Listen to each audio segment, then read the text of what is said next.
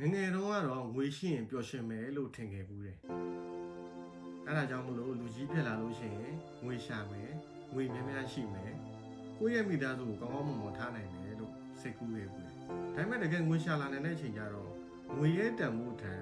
ငွေအတွက်ပေးဆက်လိုက်ရတာတွေကိုပုံမြင်လာတယ်။တချို့လူတွေကမိသားစုနဲ့ဝေးမှနေရတယ်။ကိုချစ်တဲ့သူတွေနဲ့ခွဲနေရတယ်။ငွေအတွက်တချို့ညတွေမှာအရန်ပင်ပန်းနေပေမဲ့မနာရဘူး။ဘာလို့လဲဆိုတော့ကိုယ်မိကိုနေတဲ့သူတွေရှိနေလို့ငွေရရေးကြည့်တယ်တကယ်ကိုရေးကြည့်တယ်ဒါပေမဲ့ငွေရှာနေနဲ့ကိုယ့်ရဲ့ဘဝကိုမမေ့သွားဘူးလေလို့တယ်ငွေနဲ့အိမ်တစ်လုံးကိုဝယ်လို့ရတယ်ဒါပေမဲ့အိမ်ထဲကနှွေးထွေးမှုကိုတော့ဝယ်လို့မရဘူးငွေနဲ့နိုင်တစ်လုံးဝယ်လို့ရတယ်ဒါပေမဲ့ကုန်သွားတဲ့အချိန်တွေကိုတော့ပြန်ဝယ်လို့မရဘူးငွေနဲ့လူတွေကိုကျွေးမွေးလို့ရတယ်ဒါပေမဲ့စိတ်ရင်းနဲ့ချစ်တဲ့စိတ်ကိုဝယ်လို့မရဘူးဘဝမှာငွေမရှိလို့ခက်ခဲရတယ်